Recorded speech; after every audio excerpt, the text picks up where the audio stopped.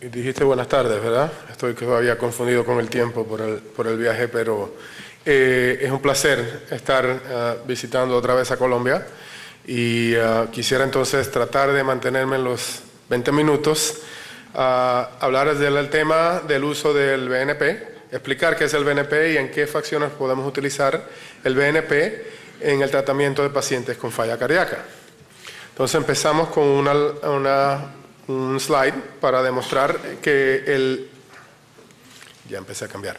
El puntero, que el BNP es una hormona producida por el corazón que tiene efectos importantes en el vaso sanguíneo y en el riñón y ayuda a mantener la homeostasis de los pacientes que están en falla cardíaca, manteniendo la regulación de los vasos sanguíneos y la hemostasis de sodio. El BNP, esta laminilla es complicada, simplemente quiero darle la información de que podemos medir o el BNP como tal, la hormona activa, o la fracción, lo que le dicen la fracción N-terminal del ProBNP. Las dos se pueden medir, esta obviamente se mantiene más tiempo en la sangre. Y las dos, obviamente, están el mecanismo principal del paciente que genera el aumento en el BNP en la sangre es el aumento en el estrés de la pared ventricular. O sea que es importante saber cuál es el mecanismo principal que conlleva a estos pacientes generar niveles altos de la hormona en la sangre. Y también es importante entender que la hormona se destruye una vez ya está activa por varios mecanismos, la endopeptidasa neutral o por un receptor que destruye la hormona. Entonces estos mecanismos pueden estar alterados y afectar los niveles del BNP en la sangre, dependiendo de la etapa de falla cardíaca. Entonces, en este caso, vamos a discutir una paciente de 68 años de edad, fumadora, que se presenta a la sala de urgencias con disnea progresiva por las últimas 2 semanas. No tiene fiebre, no ha estado tosiendo, no ha estado produciendo ningún tipo de esputo.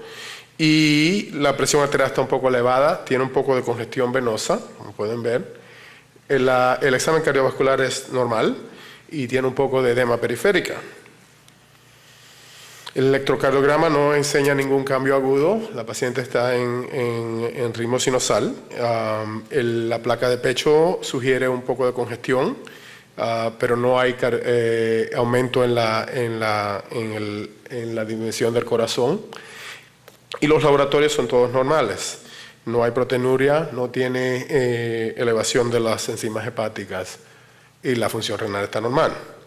Entonces, si uno tiene la habilidad de hacer un ecocardiograma, pues puede un poco definir si hay una contribución de la disfunción ventricular en el cuadro clínico que el paciente presenta. Pero en muchos sitios uno no puede obtener eso. Entonces uno obtiene un valor de NT-proBNP, que es lo que medimos nosotros, y el valor está elevado. Entonces, ¿qué sugiere un valor elevado de NT-proBNP en un paciente con el cuadro clínico? Eso me lleva a la primera parte de nuestra práctica, que es hablar del diagnóstico. ¿Cómo ayuda el BNP a hacer un diagnóstico en un paciente que se presenta con un cuadro clínico que sugiere que puede haber disfunción ventricular y falla cardíaca, pero que no es obvio cuando uno ve al paciente? Esa información, en verdad, el interés en utilizar el BNP como una hormona para medir tantos cambios cardiovasculares en pacientes que se presentan en sala de urgencia, nota que los pacientes que desarrollan enfermedad cardiovascular tienen niveles de BNP altos. Esa fue la primera observación. La habilidad de medir el BNP de una manera corta, con varios mecanismos que puede darte un resultado en 15 minutos, también ayuda a hacer esto una prueba muy buena para utilizar para hacer decisiones clínicas. Pero es también importante entender que hay unos niveles, nos tiene que saber cuál es el nivel normal, y el nivel normal es usualmente menos de 100 para el BNP, excluyendo mujeres de alta edad, de más de 65 años de edad, que pueden tener niveles altos normales. Este es un estudio que miró los niveles de BNP en pacientes que habían sido demostrados tener función ventricular sistólica o diastólica normal. ¿Okay?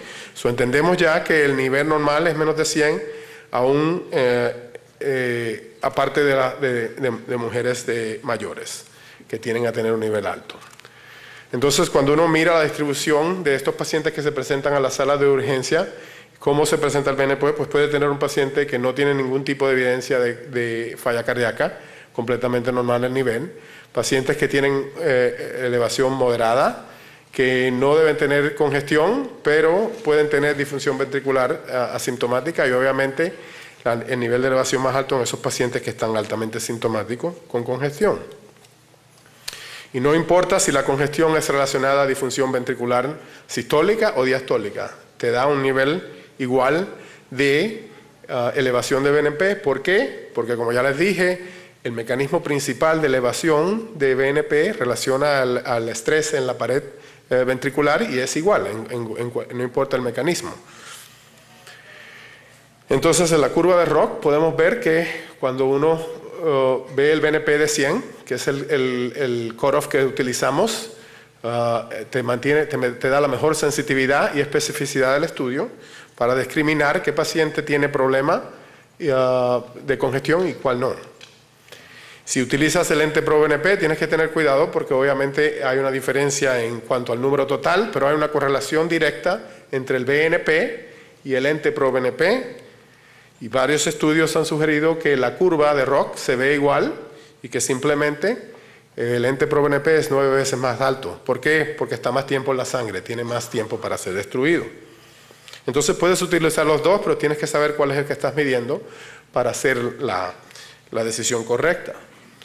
Entonces entendemos que aparte del estudio muy cómicamente acronizado BNP para Breathing Not Proper, que estudiaba pacientes que venían a la sala de urgencia con disnea, sugiere que un paciente que tiene un BNP de menos de 100 no tiene falla cardíaca. Es muy específico, muy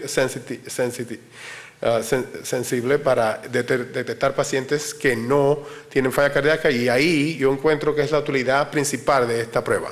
Si usted tiene un paciente con ese cuadro y no, el BNP está bajo, ese paciente no tiene falla cardíaca. Ahora, si el paciente tiene un BNP de más de 100, entonces tiene que usar alguna técnica para medir la función ventricular y el juicio clínico para poder entender.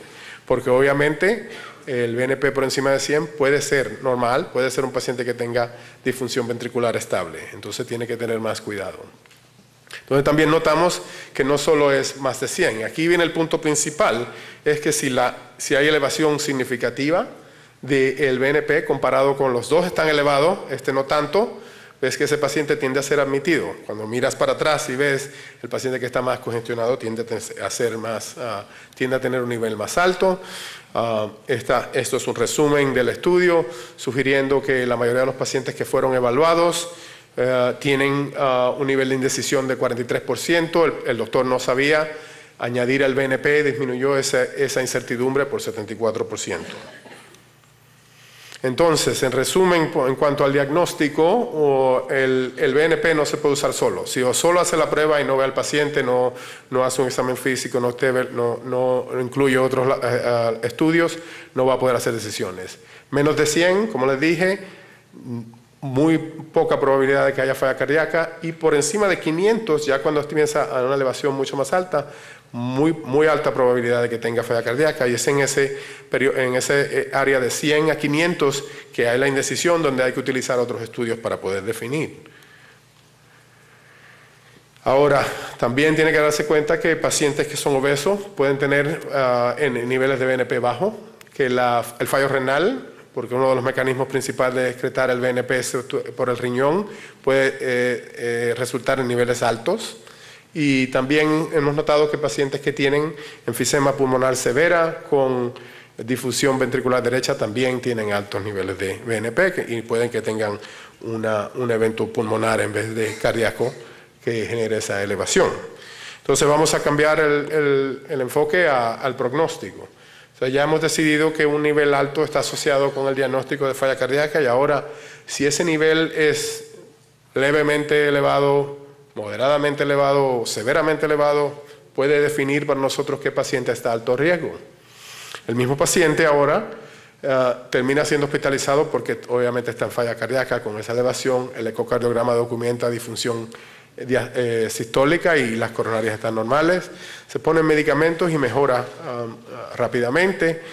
Cuando va a salir del hospital se le hace otro factor de BNP, está todavía en 2400, marcadamente elevado. Entonces, ¿qué sugiere una elevación como tal? Bueno, si uno mira otras áreas donde nosotros podemos decidir el pronóstico de pacientes, como la clasificación de la Asociación Neoyorquina del Corazón, pueden ver que el BNP correlaciona muy bien con la clasificación, sugiriendo que debe tener algún probabilidad de proveer pronóstico.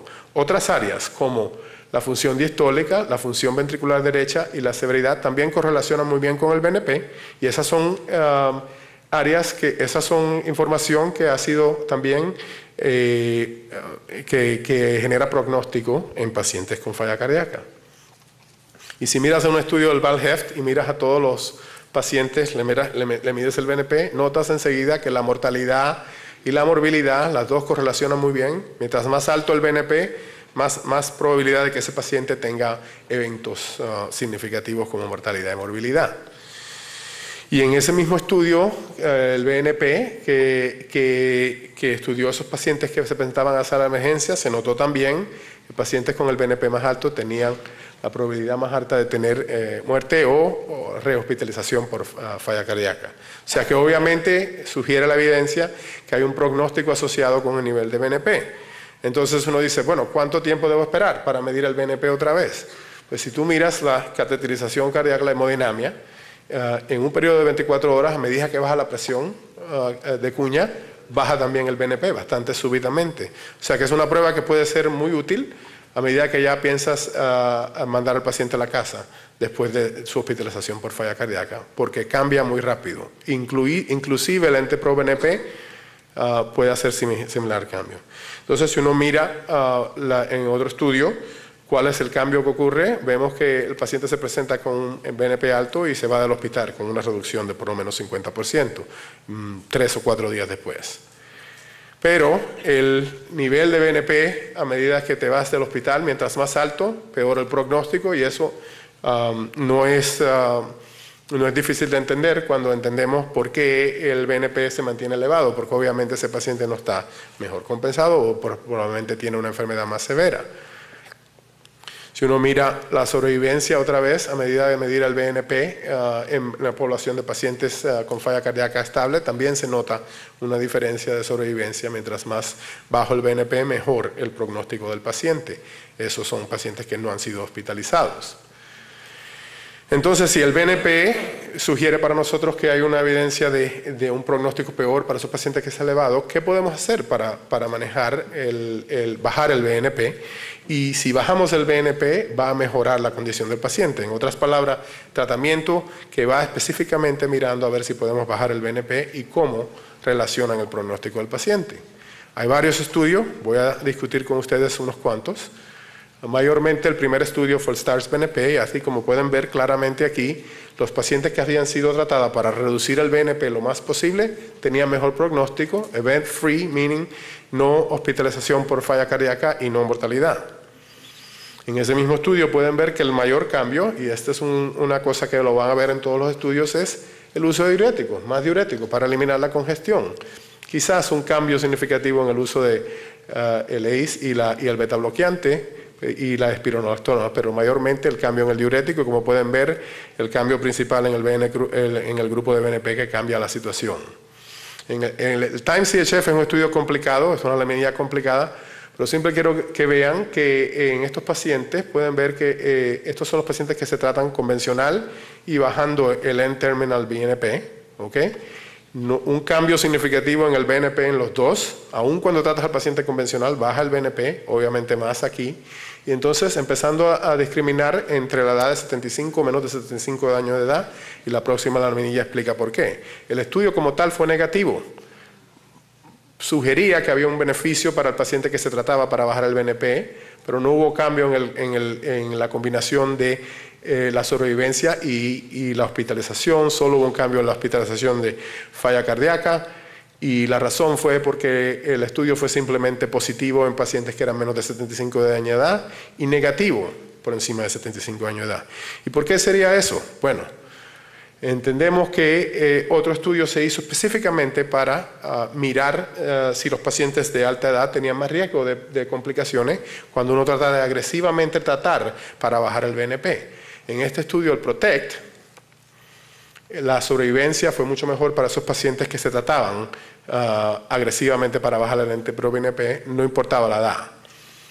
Ahora sí se nota que pacientes de alta edad tenían más riesgo de tener complicaciones como fallo renal agudo, hipercalemia, hipotensión, comparados con los pacientes que estaban tratando convencionalmente. En otras palabras, tratar de agresivamente darle diurético a un paciente de mayor de edad que ya tiene disfunción renal, tiende a tener más riesgo de complicaciones y entonces puede cambiar, ¿cómo se dice?, contrarrestar el efecto beneficioso de ese tratamiento.